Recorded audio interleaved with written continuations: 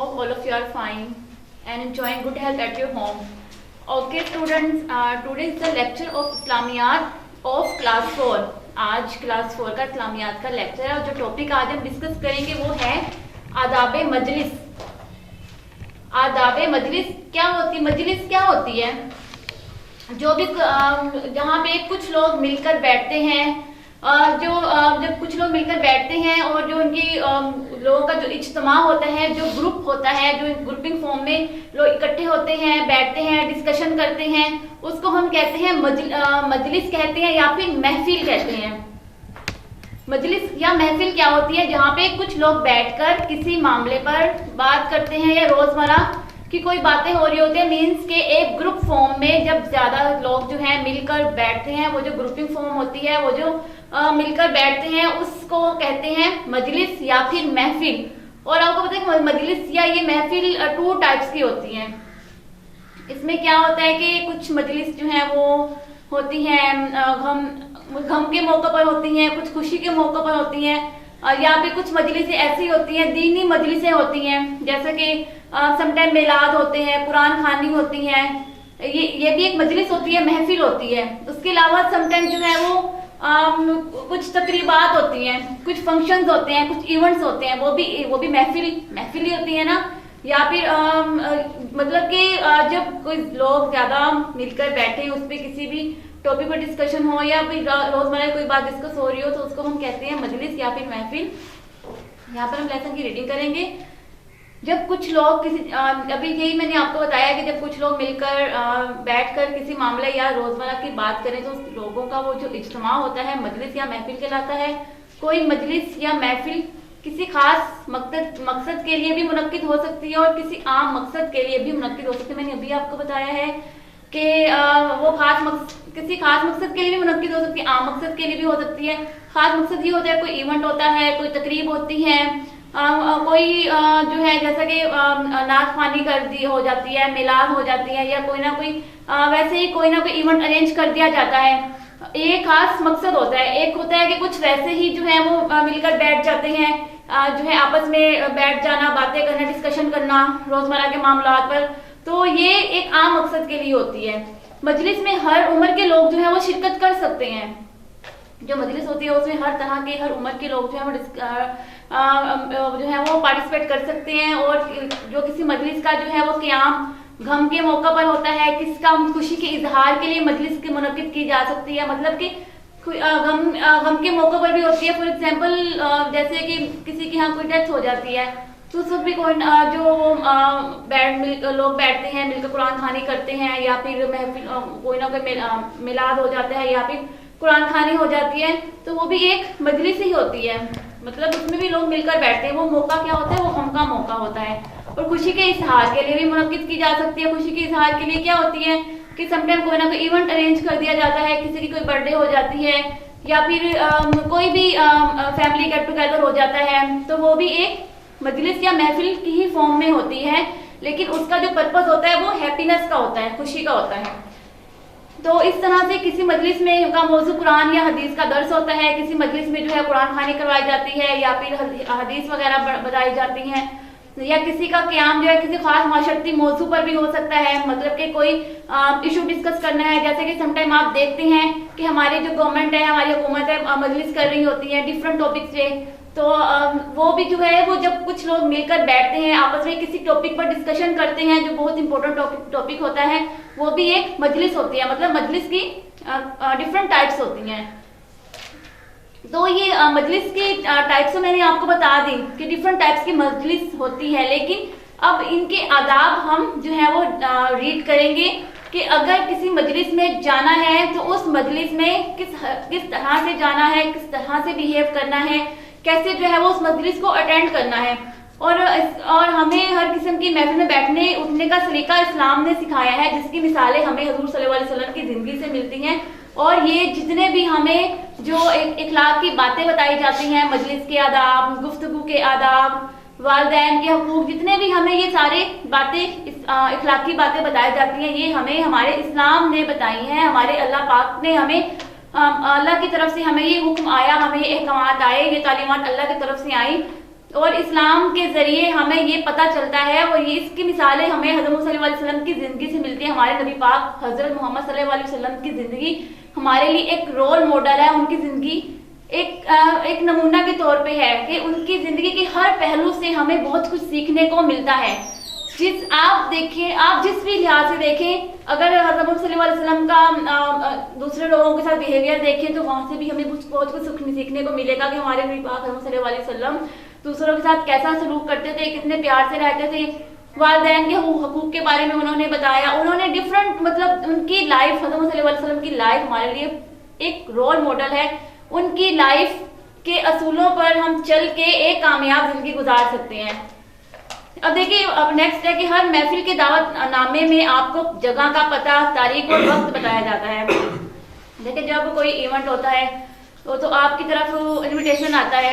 उस इनविटेशन में आपका जो है वो नेम लिखा हुआ, नेम आपका मेंशन भी होता है। साथ में जो आपको भेज रहे होते हैं, जिनकी तरफ से आपको इनविटेशन आया होता है, उनका नेम भी मेंशन होता है। फिर उन्होंने आपको टाइम भी बताया हुआ होता है। साथ में एड्रेस भी राइट होता है कि इस एड्रेस पे इस टाइम पे आ जाना है। इसमें हमारा फर्ज है, ये हमारा इखलाकी फर्ज है कि जो टाइम हमें दिया जाता है, जो टाइम आपको दिया जाता है, उस टाइम पर ही मजलिस, उस जो मजलिस है या जो महफिल है, जिस चीज का भी इनाकात किया जाता है, वहां पर आपने टाइमली पहुंच जाना होता है। और जो दुरुस्त मकाम आपको बताया गया है उसी मकाम पर पहुंच जाएं। जो टाइम दिया गया उस टाइम पर पहुंचे। देर से मजलिस में जाने की आदत जो है वो ना सिर्फ बदतहजीबी है बल्कि आदाब मजलिस के खिलाफ भी है। देर से जाना जो है एक तो तहजीब में भी नहीं आता, गुड मैनर्स में भी नहीं आता। दूसरा, ये मजलिस के आदाब के खिलाफ होता है। मजलिस के आदाब में सबसे बड़ी जो बात है वो ये है कि आपको पंक्चुअल होना चाहिए। जो टाइम आपको दिया है उस टाइम पर पहुंचे, और जो प्लेस आपको बताई गई है उस प्लेस पर जाएं और वहां पर जाकर मैनर्स के साथ जहां आपको जगह मिलती है वहां जाके बैठ जाएं। किसी को डिस्टर्ब नहीं करना होता कि आप यहाँ से उठ जाएं, यहाँ मैंने बैठना है, या फ्रंट पे लोग बैठे हुए होते हैं उनको उठाकर कह दें कि आप मैंने यहाँ बैठना है, आप बैक पे चले जाएं। तो इस तरह नहीं होता है। जहां आपको जगह मिले वहां जाकर बैठ जाना चाहिए। अगर आप नमाज पढ़ने के लिए मस्जिद में जाते हैं तो आपको जहां नमाज पढ़ने के लिए जगह मिले वहां बैठकर नमाज पढ़ लें। ऐसा नहीं है कि जो लोग बैठे हुए होते हैं उनके साइड से गुजर से या उनके कंधों से फुलांग कर आप लोग आगे चले जाएं। ऐसा नहीं करना चाहिए। जहां पे जगह मिलती है वहां जाकर बैठ जाना चाहिए। सबसे पहले मस्जिद में जाने जाते ही सबको सलाम करना चाहिए। सलाम करने के बाद बावजू होकर और अंदर मस्जिद में एंटर होना चाहिए। और मस्जिद में जहां आपको जगह मिले, जिस सफ में जगह मिले वहां बैठ जाएं। मस्जिद में ना ही ज्यादा ऊंची आवाज में बात करनी होती है, ना ही शोर करना होता है, क्योंकि वहां पे मोस्टली लोग इबादत कर रहे होते हैं तो आपकी शोर से, आपकी आवाजों से डिस्टर्बेंस होती है। ना ही मस्जिद में कोई गाली देनी होती है, ना ही किसी किस्म की फाइटिंग या कोई एब्यूजिंग या कुछ भी कोई गलत बात करनी होती है। इस तरह कुरान खानी, नात कवाली की महफिलों या अदबी मुशायरों में जहां लोगों के बैठने के लिए जमीन पर कालीन या दरिया बिछाई गई होती हैं, जब देखे कुरान खानी होती है या नात कवाली की महफिलें होती है, अदबी मुशायरे होते हैं, उनमें बैठने के लिए जमीन पे कालीनें बिछाई गई होती है ना, फिर उन कालीनों पे सब बैठते हैं। तो जब आप ऐसी किसी मजलिस में जाएं, ऐसी किसी महफिल में जाएं, तो वहां भी आपको जहां पर जगह मिल जाती है आप बैठ जाएं। ऐसा नहीं आपने करना कि आपने ये सोचना है कि आपने तो बस फ्रंट में जाकर बैठना है, तो क्या आगे दूसरों को डिस्टर्ब करते हुए, उनके पास से गुजरते हुए, उनके कंधों से फुलांगते हुए आगे जाकर बैठ जाना, ऐसा नहीं करना चाहिए। इस तरह से दूसरे जो बैठे हुए लोग होते हैं वो डिस्टर्ब होते हैं, उनको डिस्टर्बेंस होती है। वो लोग पहले आगे, वो लोग पहले बैठ गए। आप लोग अगर लेट जाते हो, बाद में जाते हो, जहां आपको जगह मिलती है वहां पर आप बैठ जाएं। और साथ में अगर आप उस मजलिस में, उस महफिल में जाते हैं तो आपको आपस में जो है वो गॉसिप नहीं करनी है। सम टाइम जो है कुछ लोग जो है वहां बैठ के आपस में आहिस्ता आवाज में बातें करना शुरू कर देते हैं।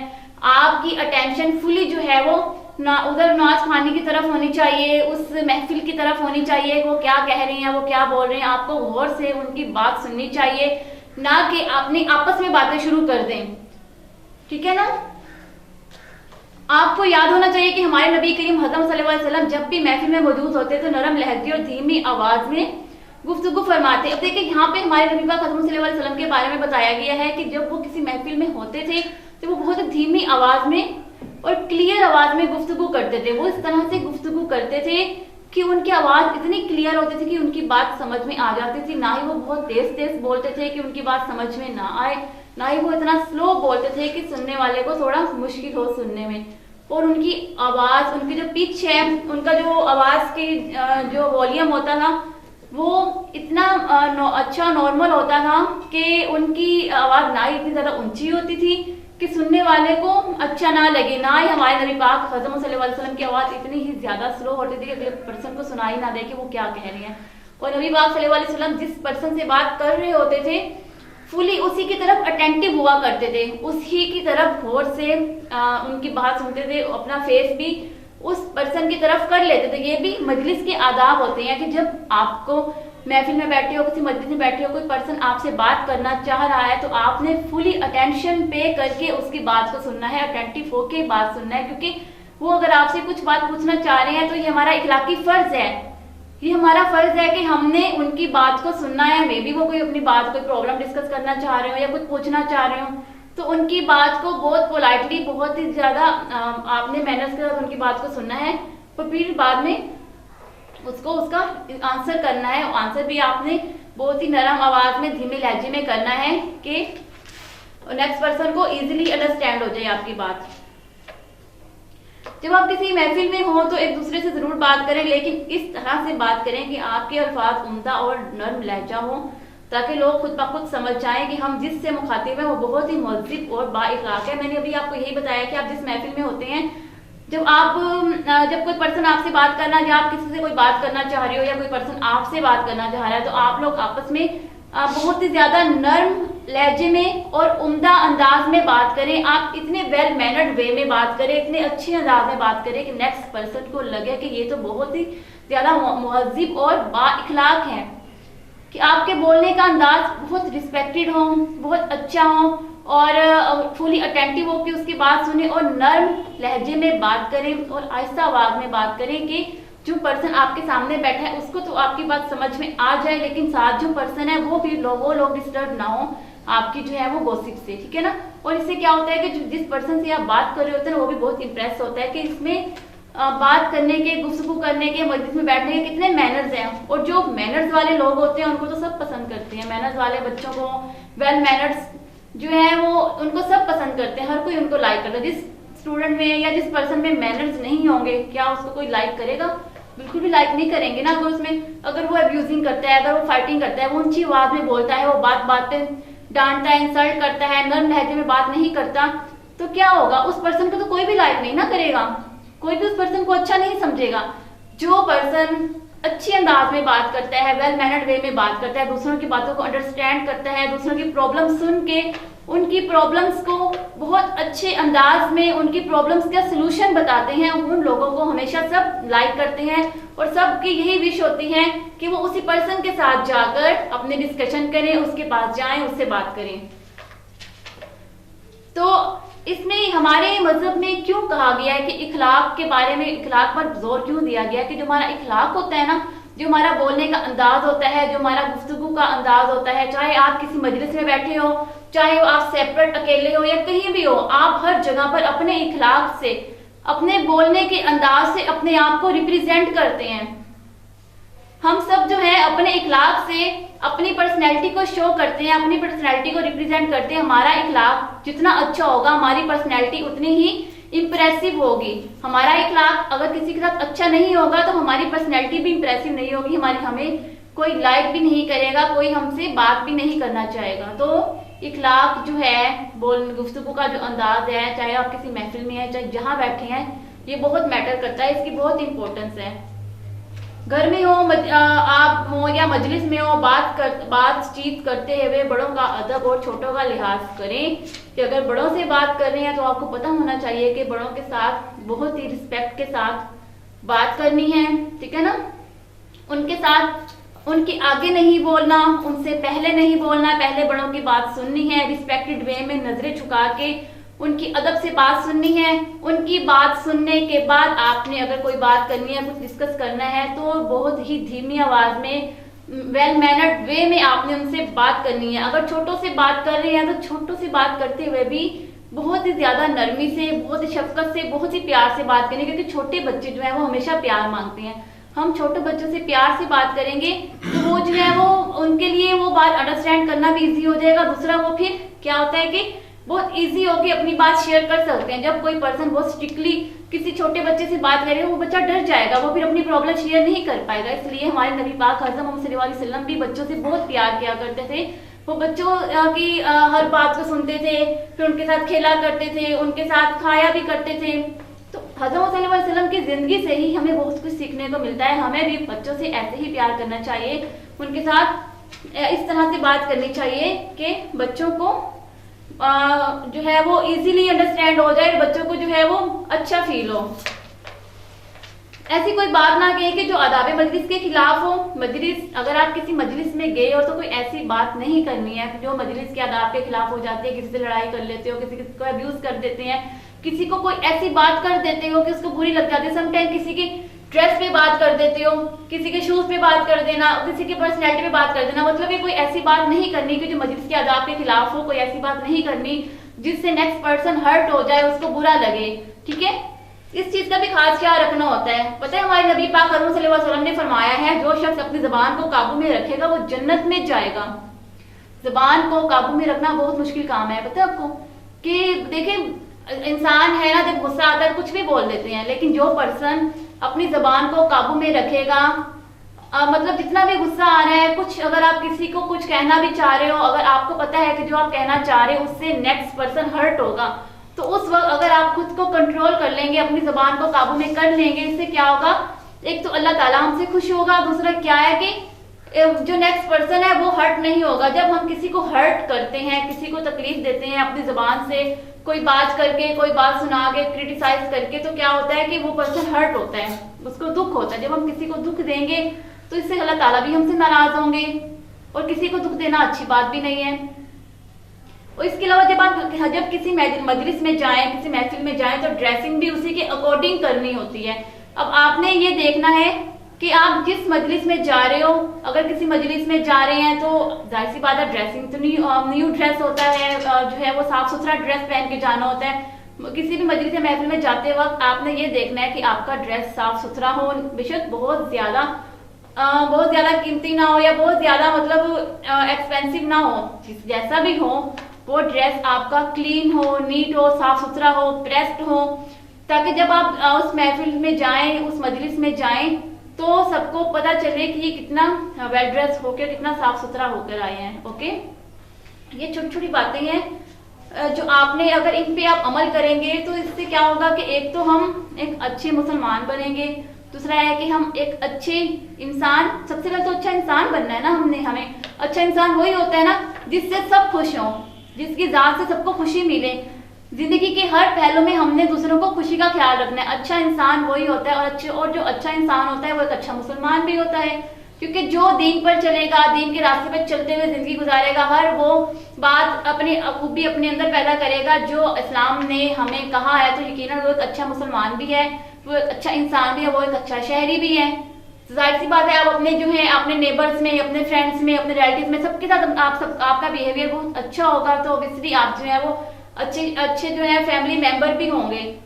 तो ये जो क्वालिटीज होती हैं, अगर ये क्वालिटीज हमारे अंदर आ जाएं तो हम जो है वो हमारे अंदर बहुत इम्प्रूवमेंट आ जाएगी। हम जो है हमें हमारी जात से दूसरों को खुशी मिलेगी। अगर हमारी जात से दूसरों को खुशी मिल जाए, इससे बड़ी बात क्या हो सकती है। हमेशा दूसरों को खुशियां देनी चाहिए, दूसरों का अच्छा करना चाहिए, दूसरों को हैप्पी रखेंगे तो हम अल्लाह ताला हमें भी हैप्पी रखेंगे। ठीक है ना, इसलिए ये जो अभी ये जो छोटे छोटे पॉइंट्स है, ये छोटी छोटी बातें हैं ना, इसको जस्ट सुनना नहीं है, इस पे आपने इम्प्लीमेंटेशन भी करनी है, इनको अप्लाई भी करना है प्रैक्टिकल लाइफ में, इसको आपने अपनी लाइफ में अप्लाई भी करना है, इनको आपने यूज भी करना है। कहीं जा रहे हैं, अब देखें आज जो हमारा टॉपिक था वो क्या था कि आदाब मजलिस, और मैंने आपको बताया कि मजलिस कितनी टाइप्स की होती है, डिफरेंट टाइप्स की होती है, हैप्पीनेस वाली भी होती है, सैड मतलब किसी गम वाली भी होती है, किसी खुशी की तकरीबात भी होती हैं। उसके अलावा महफिल जो है वो कुरान खानी पर भी होती है, हदीस पर भी होती है, मतलब डिफरेंट टाइप्स की। उस हर महफिल में जो है बैठने के अंदाज डिफरेंट होते हैं, हर महफिल में ड्रेस अप होने के अंदाज भी डिफरेंट होते हैं। तो जब ये, और जिस महफिल में जाएंगे तो वहां पर जाकर अपना बिहेवियर बहुत अच्छा रखना है। ठीक है ना, जब इन छोटी छोटी बातों पर अमल करेंगे तो इंशाल्लाह आप जो है वो बहुत ही अच्छे गुड ह्यूमन बीइंग भी बनेंगे, बहुत अच्छे मुस्लिम भी बनेंगे, और अच्छे स्टूडेंट तो आप हैं ही, और और आप अच्छे सिटीजन भी बनेंगे। ओके, उसके अलावा यहाँ पे क्वेश्चन आंसर है। मजलिस या महफिल के क्या मायने हैं, अभी आपको बताया कि जहाँ पे कुछ लोग मिलकर बैठ जाएं, वहाँ पे कुछ भी किसी टॉपिक पे डिस्कशन करनी है या रोजमर्रा की कोई बात करनी है, तो वो जो चंद लोगों का जो ग्रुप होता है, वो जो उनका इज्तिमा होता है, उसको महफिल या मजलिस कहते हैं। कोई मजलिस या महफिल किस मौका पर मुनक्किद की जाती है, डिफरेंट मौके होते हैं। मैंने आपको बताया कि गम का मौका भी होता है, खुशी का मौका भी होता है, कुरान खानी हो, महफिल मिलाद हो, या फिर कोई अदबी मुशायरा हो, कुछ भी हो, ये सारी जो है वो मजलिस या महफिल होती हैं। क्या हर महफिल के आदाब मुख्तलिफ होते हैं? बिल्कुल, हर महफिल के आदाब मुख्तलिफ होते हैं। अगर हम किसी मिलाद में जा रहे हैं तो यकीनन सर पे दुपट्टा होगा, कुरान खाने के लिए जा रहे हैं तो बावजू होकर जाएंगे, साफ सुथरे होकर जाएंगे। अगर किसी इवेंट वाली है तो उसमें उसके अकॉर्डिंग ड्रेसअप होकर जाएंगे। मतलब कि हर महफिल का जो है वो अंदाज और आदाब जो है डिफरेंट होते हैं। नबी करीम सल्लल्लाहु अलैहि वसल्लम ने गुफ्तगू के आदाब के बारे में क्या फरमाया है कि जो शख्स अपनी जबान पर काबू रखता है वो जन्नत में जाएगा।